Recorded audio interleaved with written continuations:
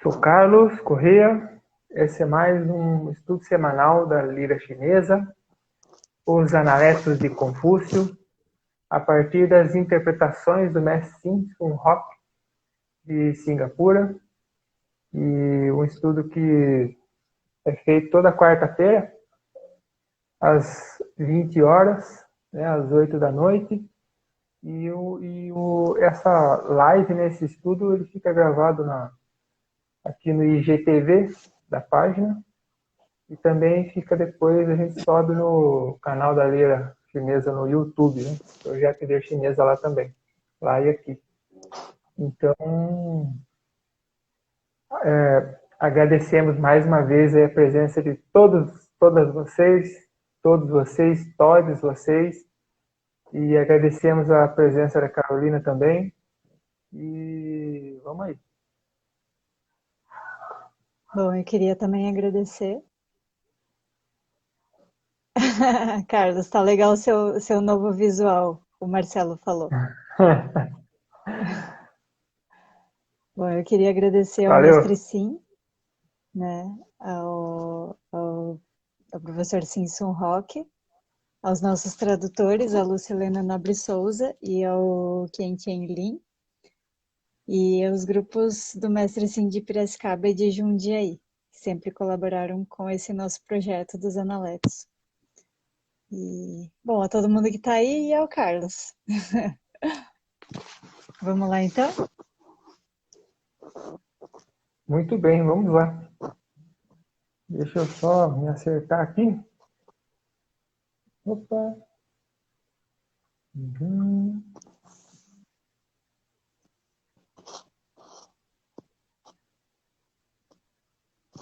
Muito bem. Vamos lá. A nossa primeira frase de hoje. Deixa eu fazer a nossa manobrinha. Deixa eu me acertar aqui. Uhum. Vamos lá.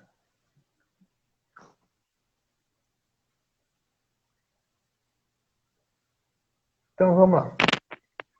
Nossa primeira frase de hoje. Confúcio disse: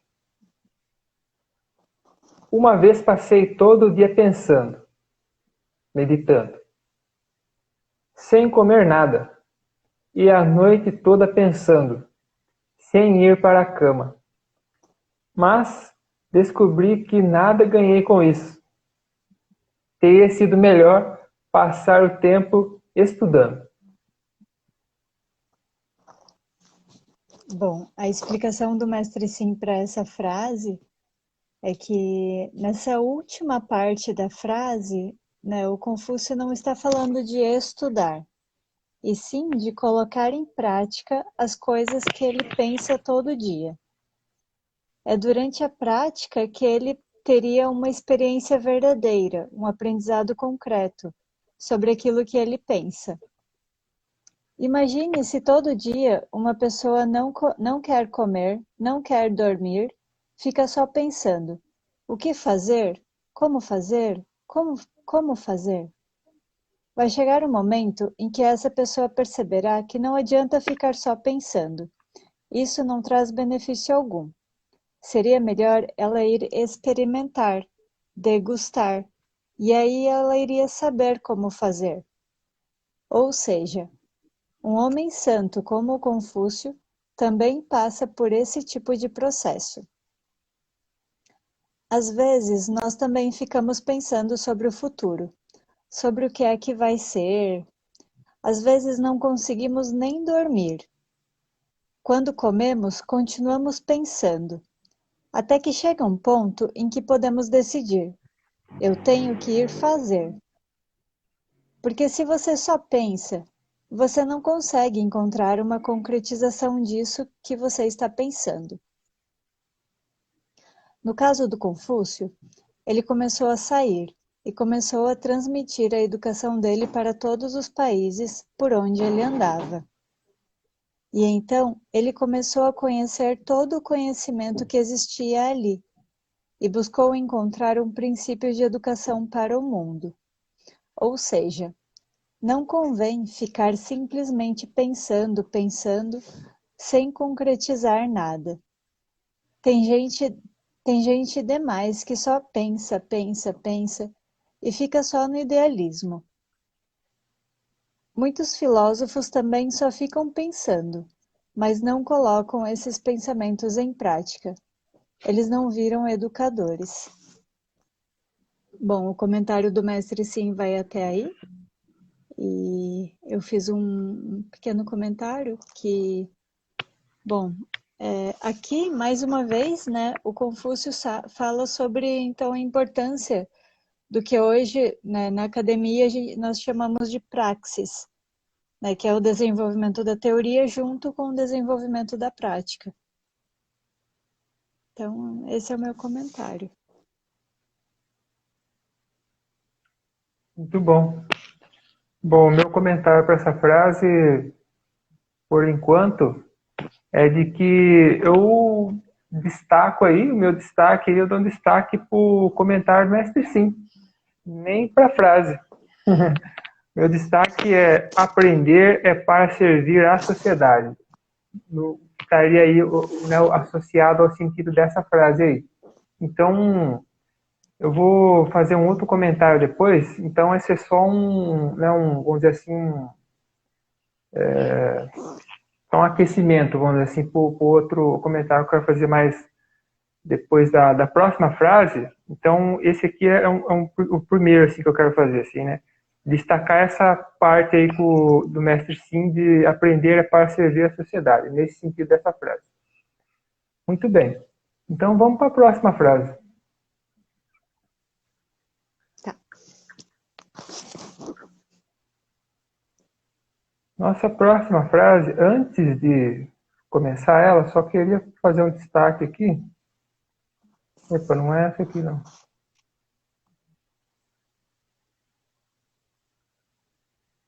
Ué, eu me confundi aqui mais uma vez. Só um minutinho, gente. Imprevisto.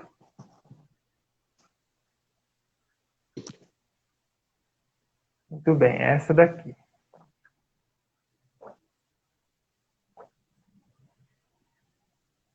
Essa daqui eu já quero destacar aqui de cara, ó, aqui no texto mandarim tradicional, esse termo aqui, ó, que a gente falou aí nos estudos anteriores, né? Junzi, e é esse daqui. E a gente já vai ver o que ele quer dizer. E volta mais uma vez para esse tema. Então vamos lá. Que é exatamente esse do começo da frase. Confúcio. O homem virtuoso. É esse o termo.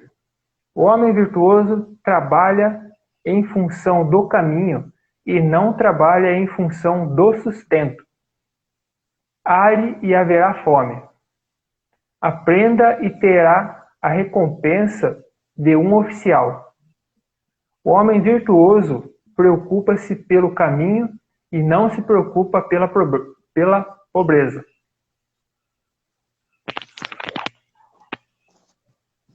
Bom, o comentário antes de falar do comentário do mestre Sim, eu acho que ele é Confúcio disse. Eu esqueci de colocar o disse, Carlos. Mas enfim. O comentário do mestre Sim para essa frase, o mestre Sim fala assim, que muitas pessoas criticaram o Confúcio por ele ter falado esta frase. A primeira parte da frase diz que o trabalho de um homem virtuoso, né, aquilo que ele executa, é sempre em função do tal, e não em função da busca da sobrevivência dele. Porque a busca de um homem virtuoso está direcionada à educação, não à sobrevivência. A segunda parte da frase diz que quando você ara, às vezes ainda sente fome. E o que quer dizer esse arar? Ele não está falando de fazer alguma outra coisa. Ele está falando de arar a terra. Um agricultor que está arando a terra não está fazendo isso em nome da sua sobrevivência? Então, se todo dia ele se esforça no trabalho, mesmo assim, vão ter momentos em que ele ainda vai sentir fome, porque às vezes a terra não vai fazer brotar nada, porque não choveu, ou porque caiu uma tempestade, entende?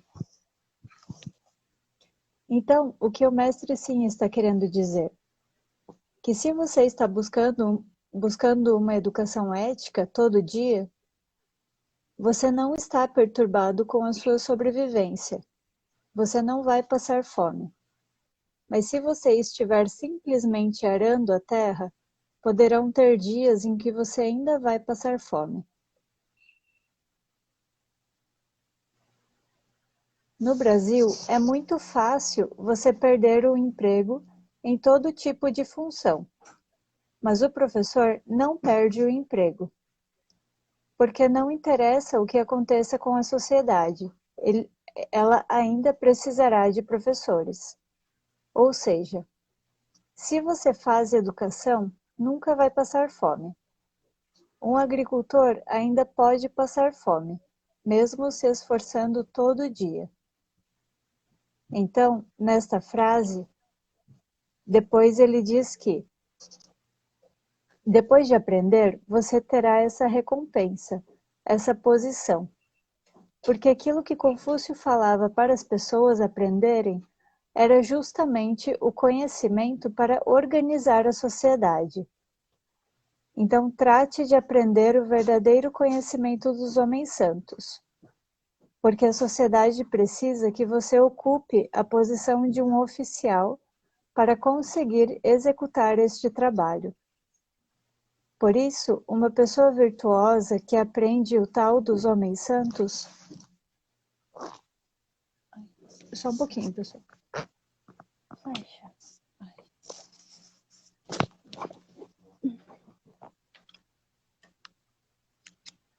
O cachorro deitou em cima da lâmpada.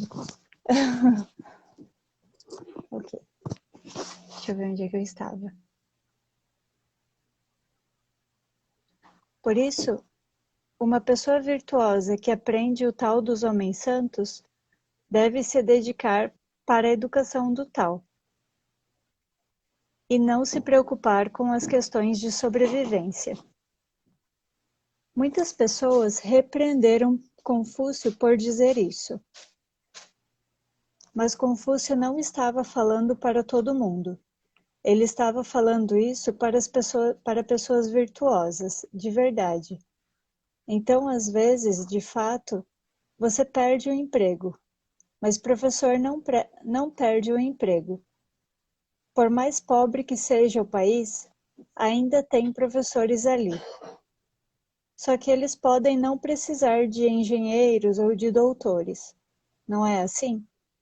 Mas naquela época, por que ele menciona a posição de um oficial? Porque quem estava como oficial era quem tinha que assumir a responsabilidade de educar a sociedade, porque aquilo era o conhecimento de homens santos. Ou seja, era um conhecimento destinado a governar o mundo. Por isso, por que tantas pessoas queriam aprender com Confúcio? Porque quando você aprende o conhecimento de Confúcio, então você poderia ter uma posição de oficial. E aí, então, servir o país. Então, certamente, você não vai passar fome. Mas isso é dito para pessoas virtuosas, não é para qualquer pessoa. Bom, eu fiz um comentário, né, com essa frase, então, mais uma vez, o Confúcio, ele enfatizava a prioridade de uma pessoa virtuosa, que a prioridade de uma pessoa virtuosa não é a remuneração, não é a busca pela sua própria sobrevivência. A prioridade dessa pessoa é poder desenvolver a educação dos homens santos, né? Seria o tal. Em relação a possuir um cargo oficial, este não seria o fim. mas sim um meio para que essa pessoa possa educar uma cultura, possa educar a sociedade com base numa educação ética.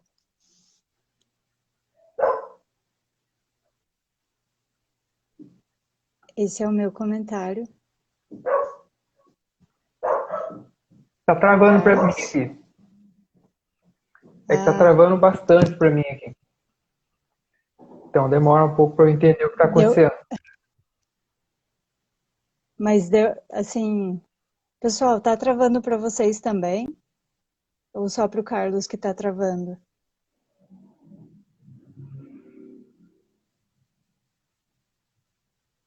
Alguém?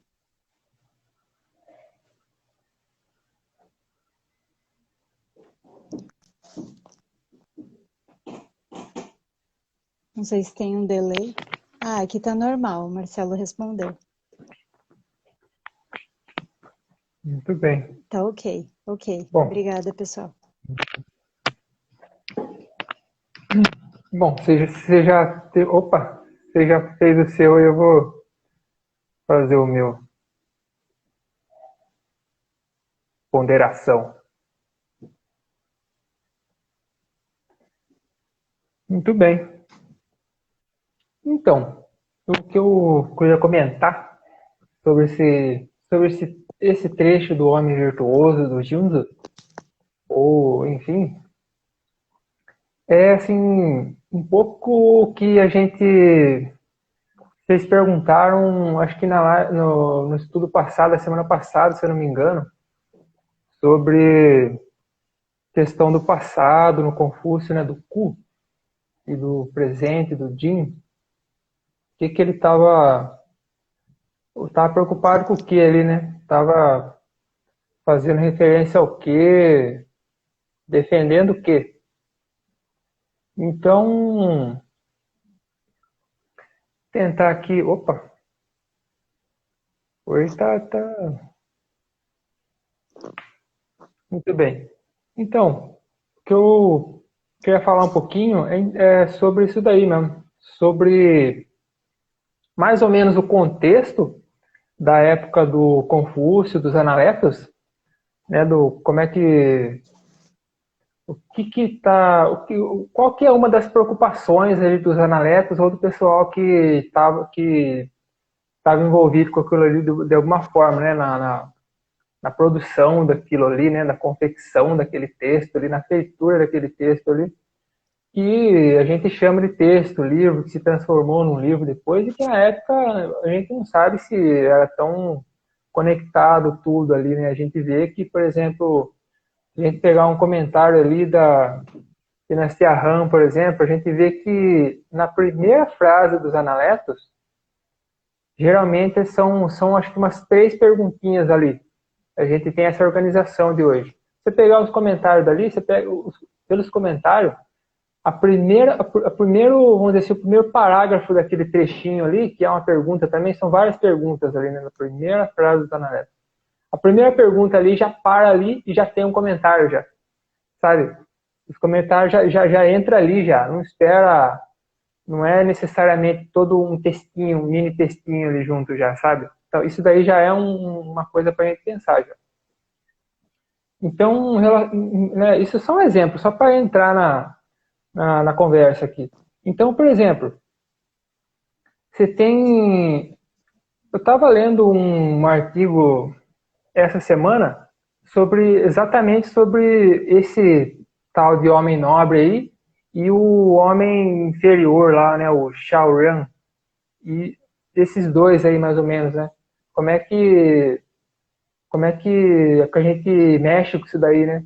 Aí eu lembrei que nos estudos passados que a gente fez aqui na Lira mesmo, então eu disse lá que é interessante a gente pensar esses dois termos aí de uma maneira móvel, sabe, relacionada, e de que isso daí não é estático, eles não são duas coisas ali que aprisionam. O Confúcio não está aprisionando ninguém naquelas classificações ali, né? Então, no artigo que eu li, é um capítulo de um livro, né? Então é super importante o pesquisador e tudo mais. O que me chamou a atenção ali? nem tanto o que né, o pesquisador estava defendendo, vamos dizer assim, né, defendendo um elitismo confucionista naquela época ali. Então, aquilo ali, o Confúcio estava falando, não estava falando para todo mundo, estava falando para poucos ali, estava falando somente para a sua própria categoria social, a própria categoria social que ele estava se encaixando ali, vamos dizer. A gente tem aí vamos dizer, uma discussão aí, né, que essa categoria seria os Xi, né, a gente chama de Xi, e que Xi é meio dificinho de traduzir. Então, o que me chamou a atenção nesse artigo? Que o pesquisador disse que o Junzi e o Shaoran, o homem virtuoso e o homem inferior, é uma dicotomia. Eles são antípodas um do outro. Ou seja, ele tratou esses dois conceitos ou categoria do pensamento do Confúcio, né, duas palavras que a gente usa para comunicar alguma coisa, para a gente examinar alguma coisa, para a gente investigar alguma coisa. Então ele tratou isso daí como duas coisas estáticas, exatamente do modo que eu mesmo falei assim, ó, não é interessante por aí. Então isso me chamou a atenção. O que isso resultou, digamos assim? Resultou exatamente na defesa desse elitismo aí. Ou seja, o Confúcio está falando ali para uma elite, ele não está falando para todo mundo, ele está falando só para os pares, para seus pares, para outros Xi. Ou, mais especificamente, dentro dessa, vamos dizer assim, divisão social, dessa categoria social, né? Porque vamos supor aí que tinham lá os burocratas, os militares, os artesãos, os camponeses, os comerciantes e os Xi. Ou seja, os Xi, eles têm muito a ver com quem, na época, bem assim, mais localizado ali do Primaveras e Outonos, por estados combatentes, né, século VI para século V, antes da Era Comum aqui. Então, ali é mais ou menos assim aquele pessoal que vivia do seu conhecimento. Então, um conhecimento que você tinha dos ritos, sei lá, de música, de poesia, de matemática, da arqueria, né?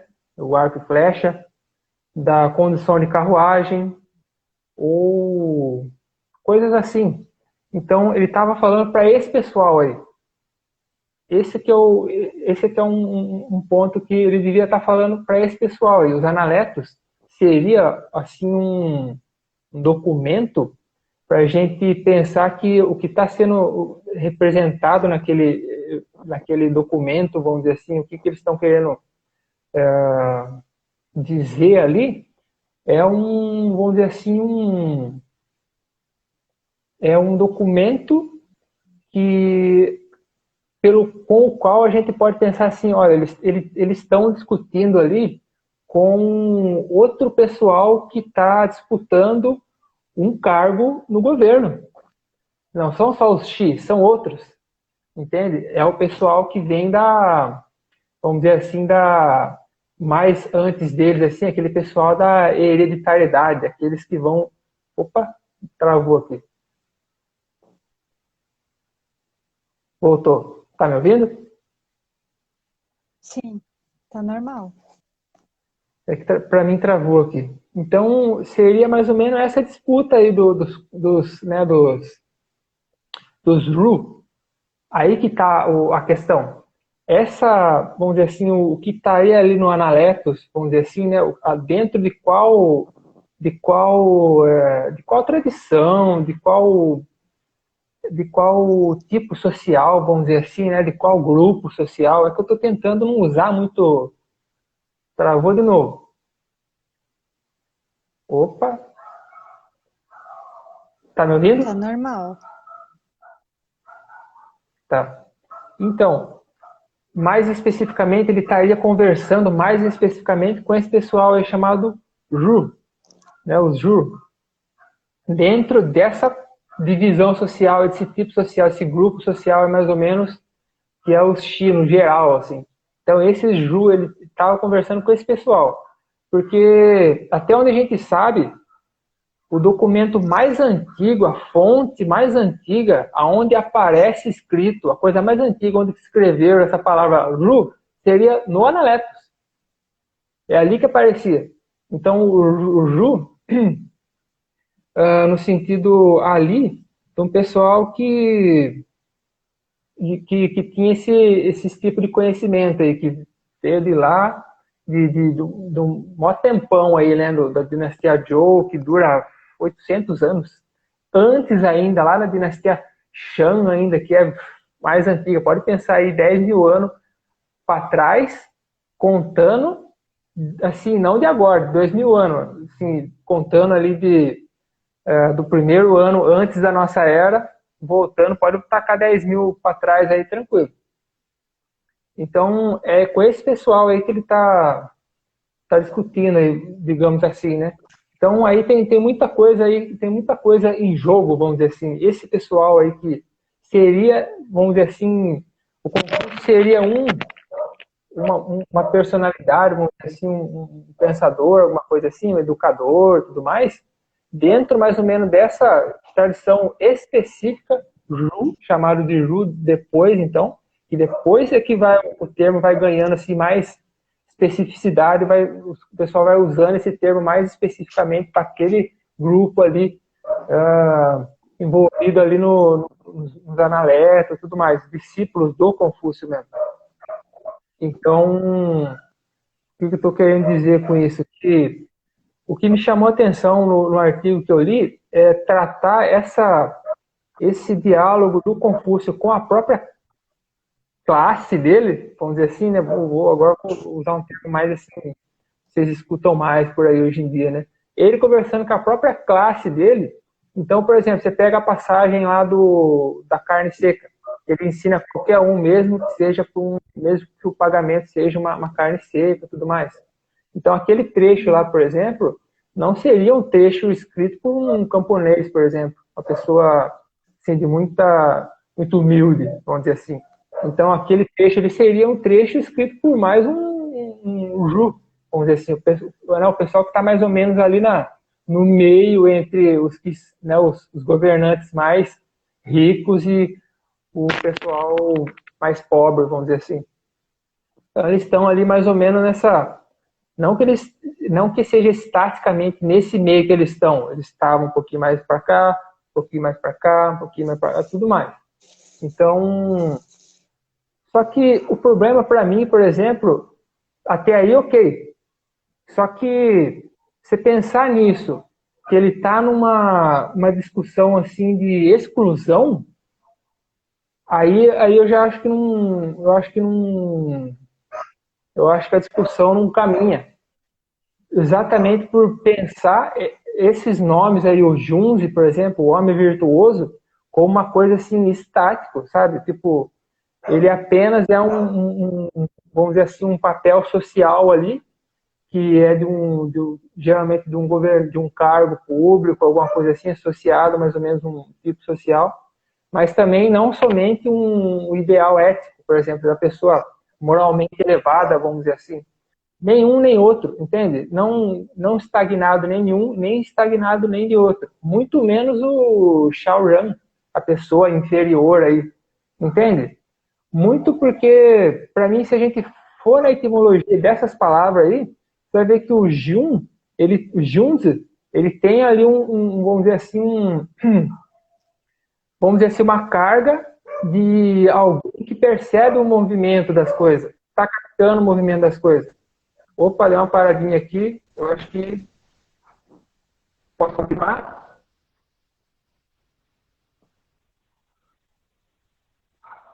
Tá travando aqui para mim.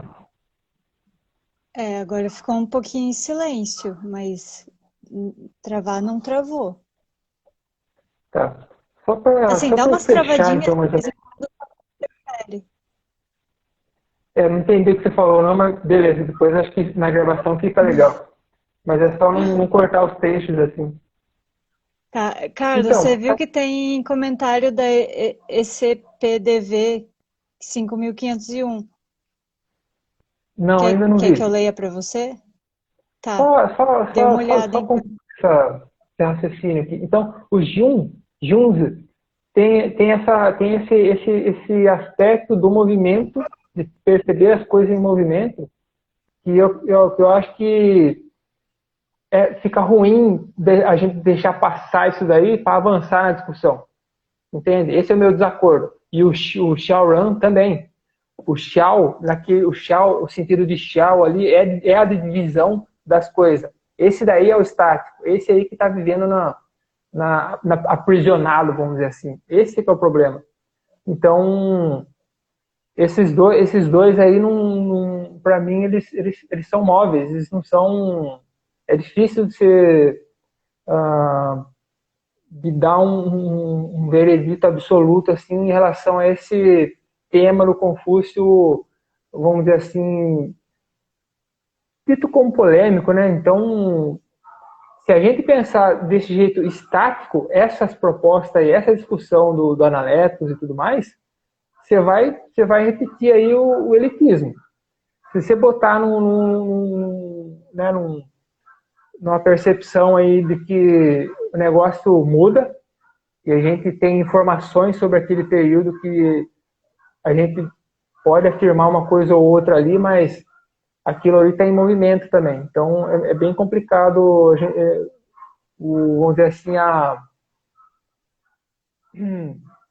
o elitismo ali né, um discurso para poucos ali no Analectos, isso daí tem que ser feito assim, de uma maneira contextual, mas um contexto mais, sabe, mais atento, eu diria com atenção a mais coisas, né, a mais determinações ali envolvidas. Basicamente é isso. Deixa eu ver os comentários. É, eu acho que essa questão do elitismo, assim, também tem frases que o Confúcio fala que ele ensina todo mundo que chegasse para ele e quisesse aprender, ele ensinaria. Então, não seria uma. Eu concordo que seria uma elite, mas o critério para existir essa elite seria a elite daquelas pessoas que têm vontade de aprender aquele conhecimento. Eu vejo dessa forma, assim, não uma elite, né? Não sei, uma elite da forma como a gente às vezes considera esse termo, né? Mas uma elite daquelas pessoas que de fato querem aprender aquele conhecimento que o Confúcio estava disposto queria passar para o mundo, para todo mundo. A forma como eu vejo. Tem isso.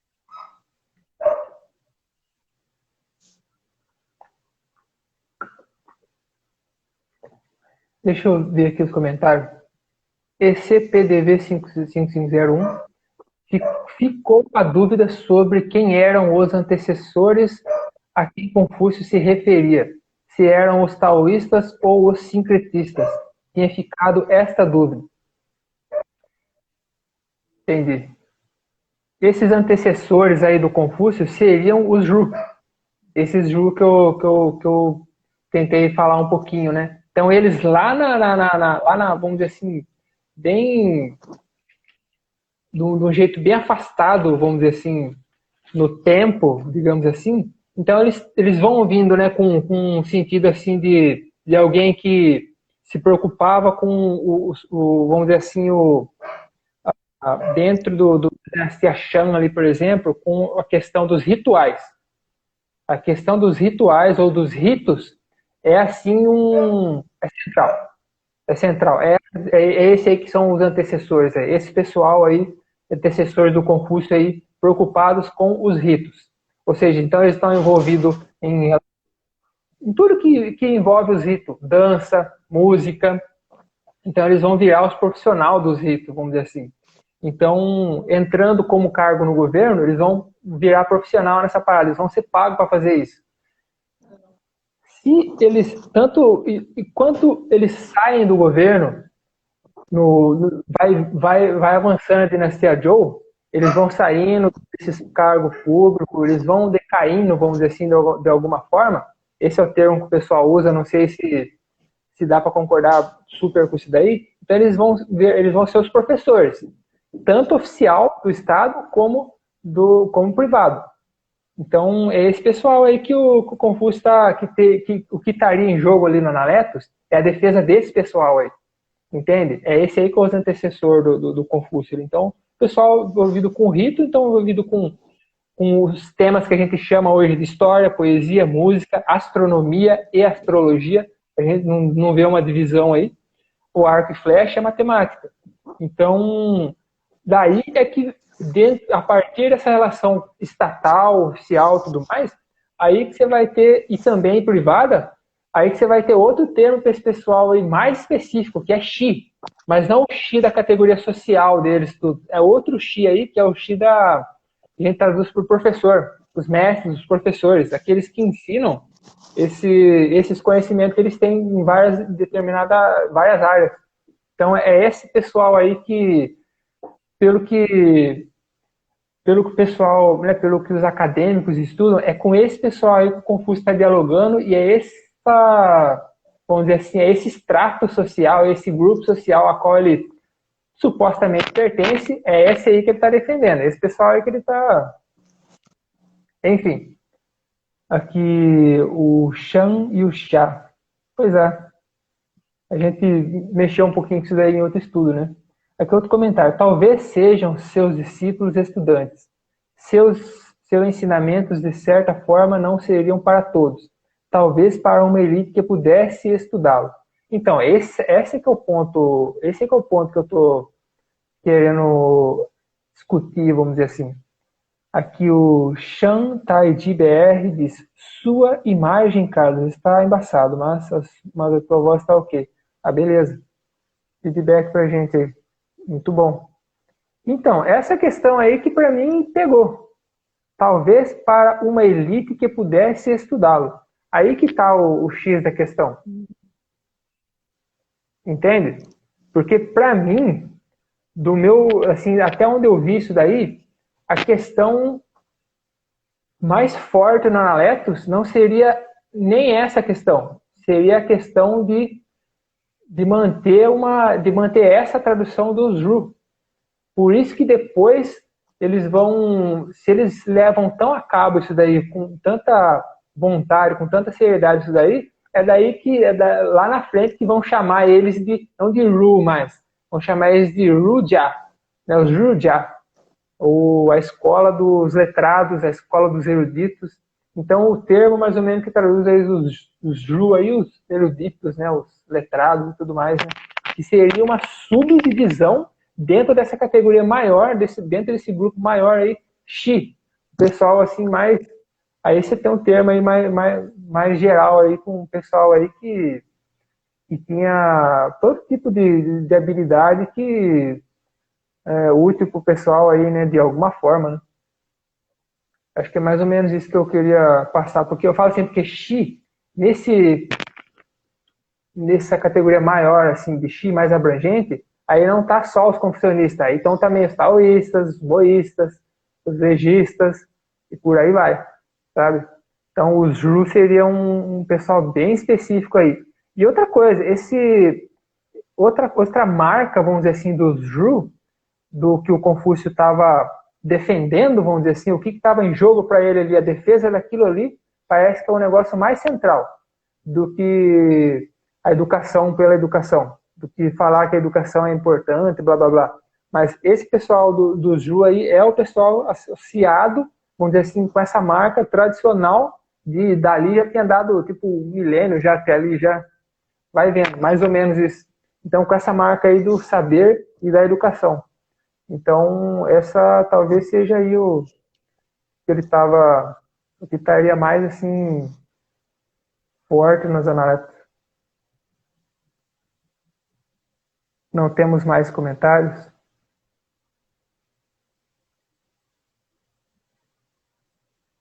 Então, só para fechar essa frase aí, o que eu queria discutir, apresentar, vamos dizer assim, hoje, é isso daí, sabe? Só apresentar para a gente, para ver o que vocês vão pensar aí mais para frente, né? A partir de agora, né? Porque não, né, dessas duas abordagens aí que eu falei, então, né, eu penso a qual que vocês imaginam aí que seja mais adequado para a gente avançar nessa discussão da analética.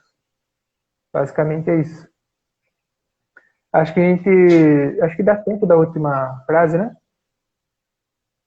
Eu acho que dá, porque a gente começou de novo a live, né? Daí acho que deve ter uns 10 minutos pelo menos, eu acho. E essa é curtinha, né, eu acho. Por mim, pode ser. Muito bem.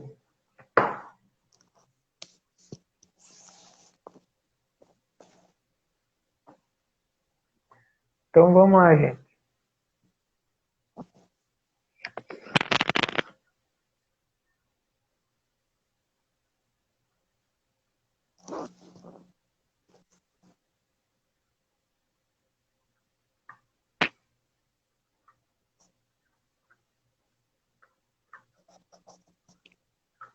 Carlos, só antes de começar, ó, esse PDV 5501 fez um comentário ainda.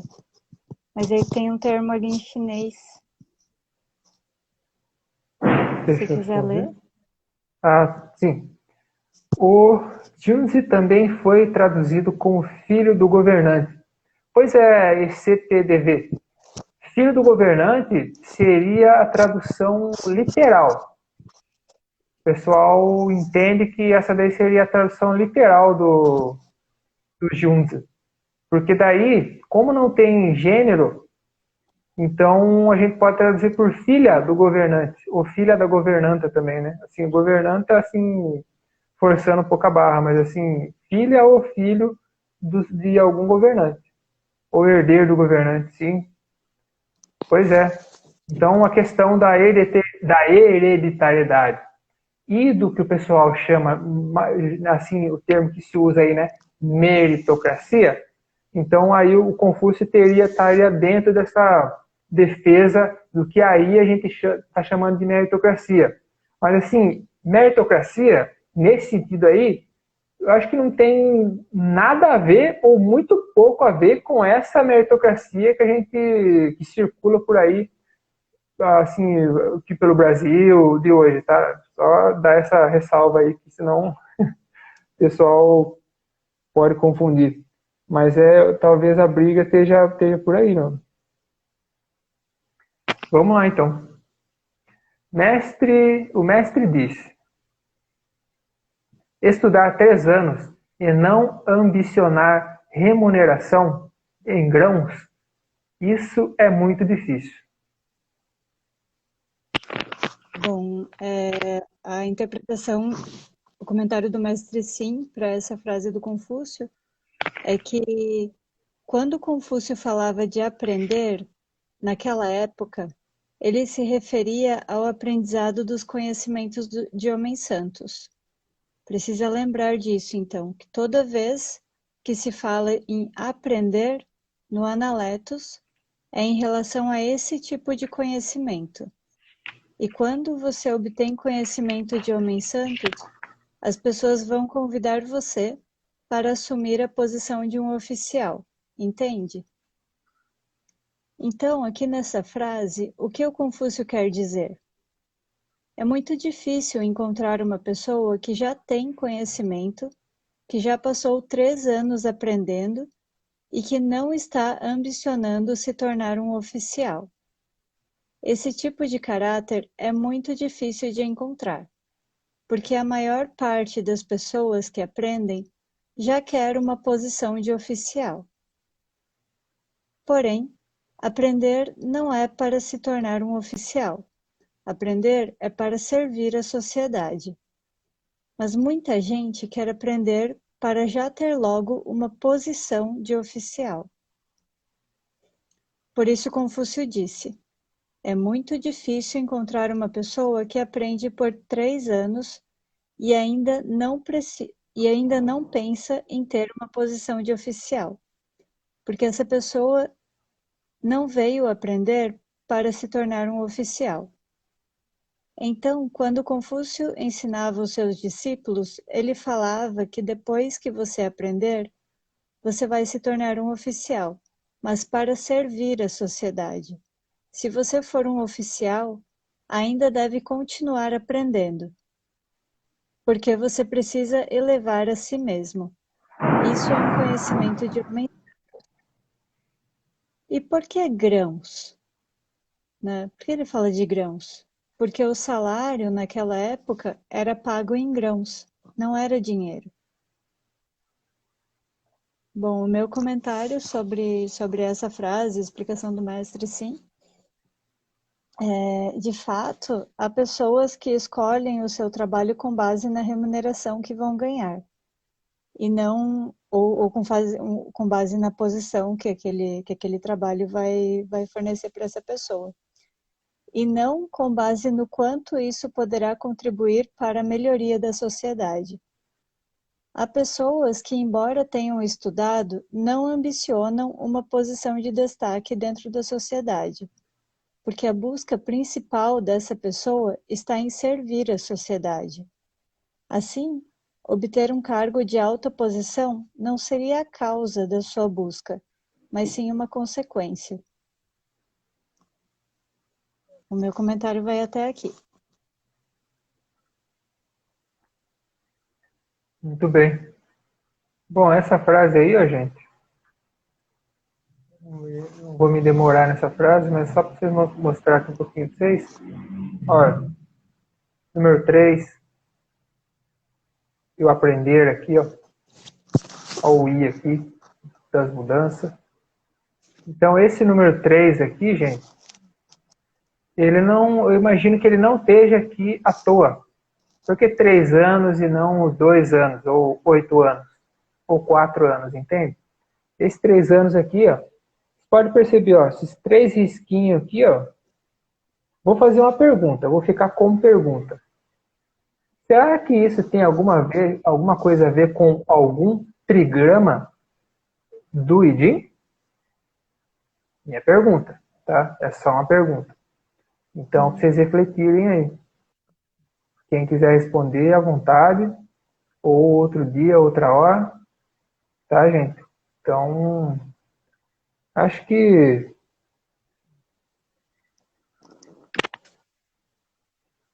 por hoje a gente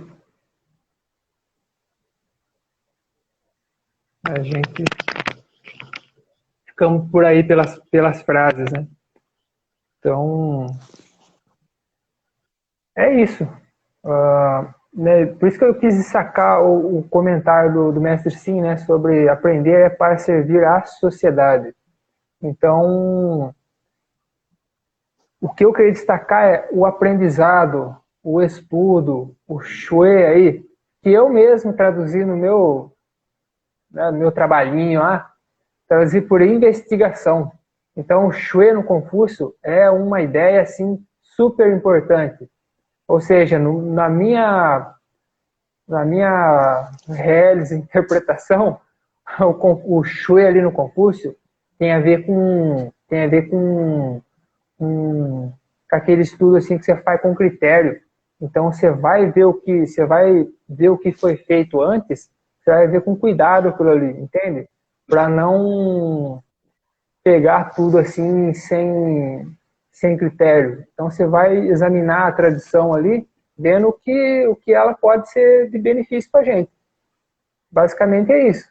E você vai pegar aquilo ali e vai testar aquilo ali até ver se dá certo. Se dá certo, a gente usa. Se não dá certo, muda.